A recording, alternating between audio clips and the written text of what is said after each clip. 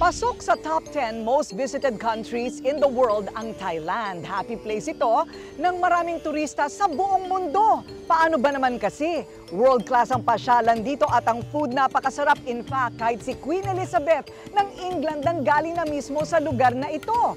Pero akala niyo na i-experience yun na lahat sa Tag-Araw. Wait, there's more dahil mas masaya, mas buhay at mas wild ang Thailand by night.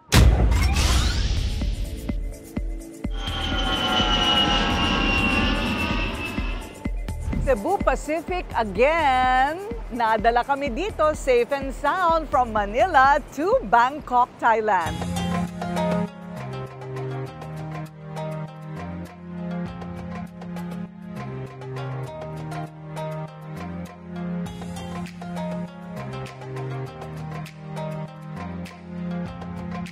Sawadipi Mai! Happy Songkran Day! Basa na ba at enjoy na ang lahat? Kung hindi pa, tara! Sama kayong makipagbasaan at makisaya sa isa sa sikat na selebrasyon sa Thailand taon-taon. Ang tawag dito ay ang Songkran Festival. Katumbas ito ng bagong taon para sa lahat ng Thai. At dahil nasa Thailand ang Rated Corina, syempre joy ng team sa first day ng Thai New Year. I-explore din natin ang Bangkok at its best, lalo by night. Pang-5 sa pwesto sa pinaka-pinupuntahang bansa sa Asia ang Thailand. Pasok din sila sa top 10 destinations ng Pinoy ayon sa talaan ng Cebu Pacific. Sa katunayan, noong nakaraang linggo lang, inilabas ng Ministry of Tourism and Sports ng Thailand ang bilang ng mga turista na bumisita na sa kanilang bansa. Pumalo na ito sa tumataginting na 9 million tourists sa loob lang ng first quarter mula Enero hanggang Marso pa lang yan. 40% ang itinaas nito kumpara noong nakaraang taon. Ang Thailand or ang Bangkok kasi talagang perfect siya sa iba't ibang groups, no? Pwedeng pamilya, pwedeng barkada, pwedeng solo trips. It's great rin for different kinds of budget. And also different reasons. So one can be food, sarap ng Thai food. Another one can be shopping. And of course, yung cultural aspects. Isa sa sinasadya sa Thailand ang Songkran, pinakamahalagang selebrasyon nito sa kalendaryo ng mga Buddhist. Tuwing ganitong okasyon, legit na nagbabasaan ang mga lokal at turista sa kalye. Maglilibot ang lahat na may dalang timba. Ang ilan may hawak-hawak pa na water gun na animoy mga bata. Ito ang ginagamit nilang pambasa sa mga makakasalubong. Babala nga lang, bawal ang pikon. Siyempre, hindi rin ako nagpahuli dyan. Aba, ako'y veterana rin ng basaan sa San Juan.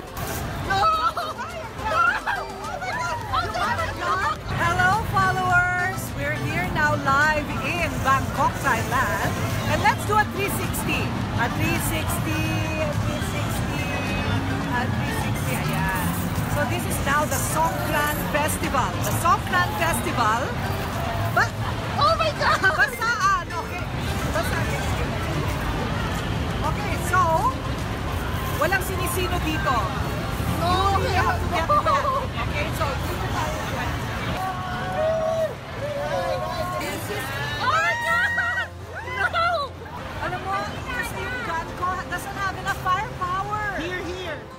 Sa panahong ito, ipinagdidiwang ng pagpapasalamat sa pamilya.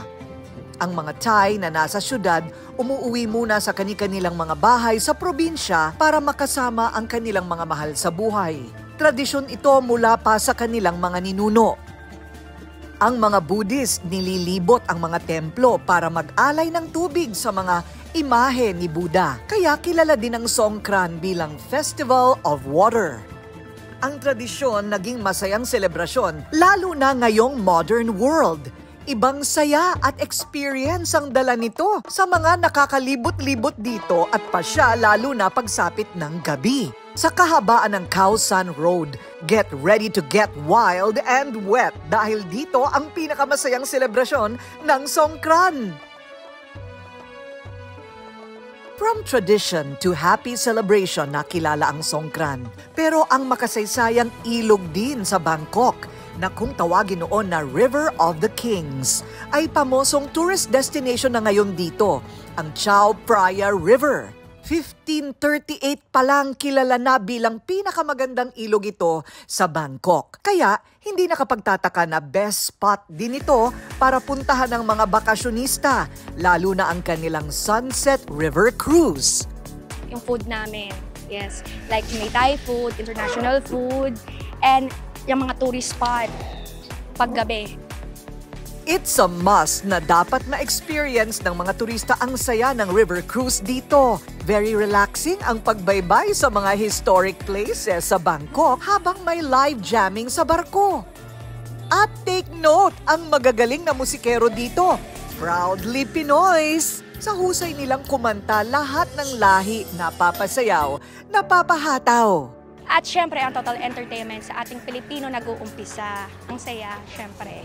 Kapag sinabi ko, kailangan, totoo. Walang dagdag, walang bawas, walang kasinungalingan. Galit kasi ako sa manloloko, sa sinungaling at sira sa salita. Ang lakas maka-unprofessional ng walang integridad.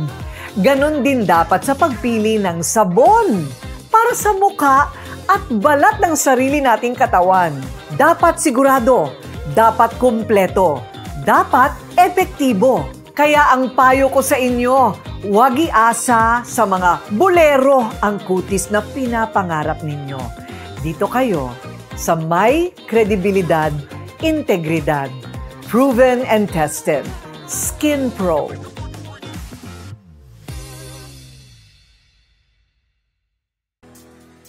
Best warm-up ito para sa mahaba-habang gabi na ating i-explore sa Land of Smiles. After romantic and fun Sunset River Cruise, mag-walk trip naman tayo sa kahabaan ng Chinatown sa BKK. Dito makikita ang iba't ibang street food at dessert na sa Thailand lang matitikman, tulad nitong Thai coconut pancake at crispy ube crepe. Ang mga seafood tulad ng lobster, mantis shrimp at mga seashell abay overload din dito. Pati mga longganisa at ibang ihawin, talagang nakakagutom ang amoy at katakam-takam.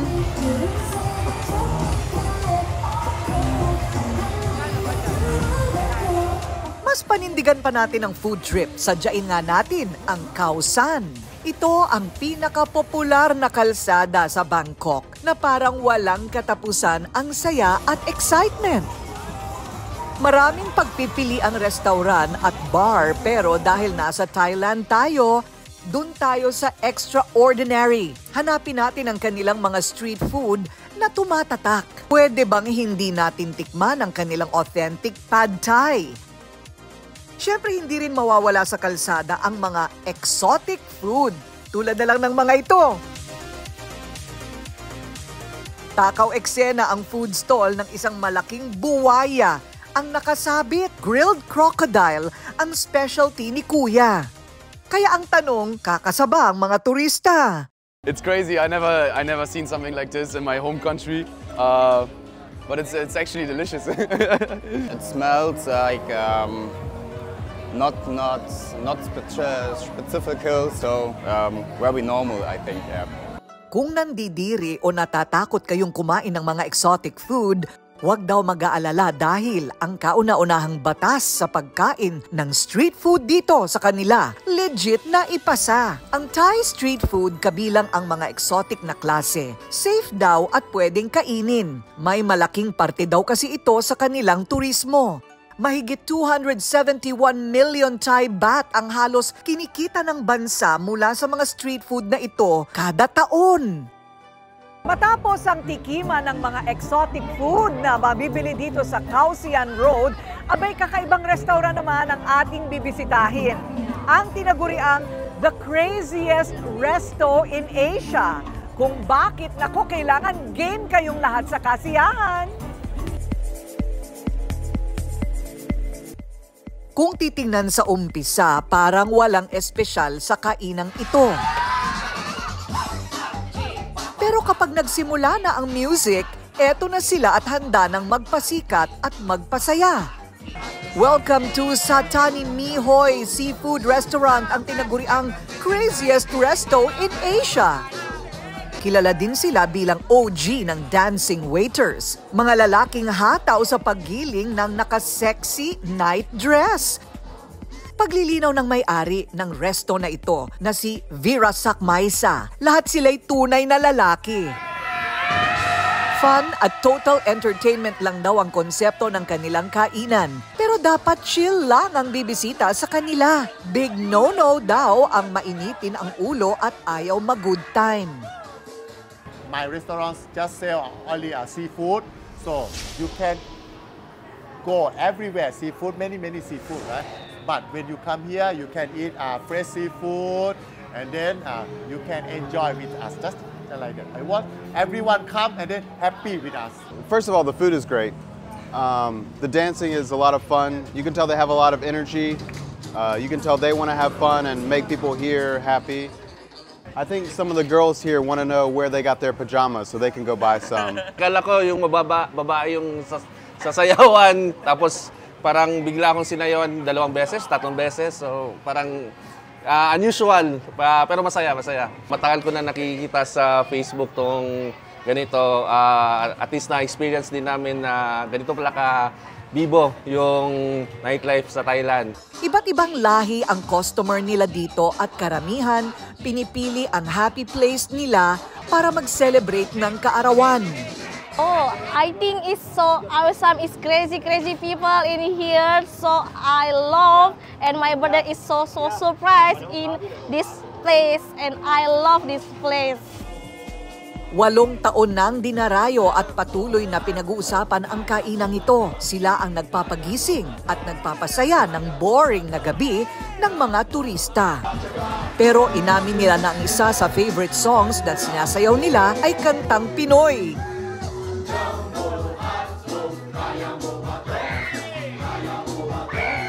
Marami man ang kanilang mga tagahanga at natutuwa sa kanila, may ilan ding bashers na gusto silang ibaba.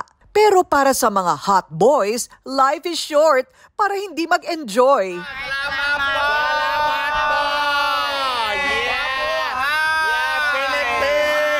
This is the crazy restaurant in Asia. Just let's come and dance with us. Yeah! Come!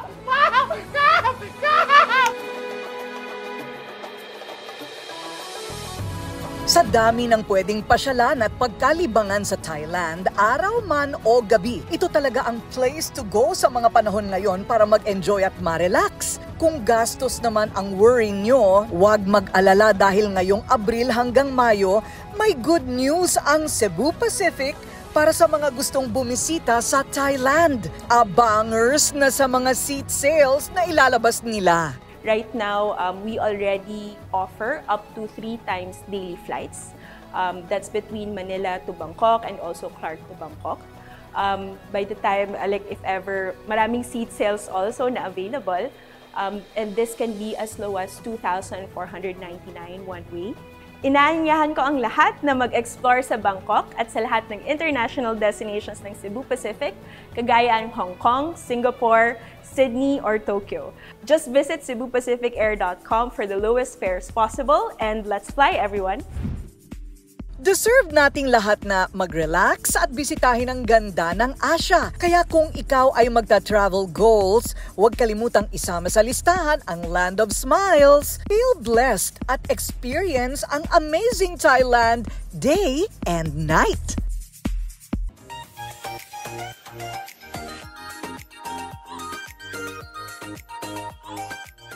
Huwag nating kakalimutan the dark secrets of our body. No more dark secrets because meron na tayong Kili Kit. Ayan.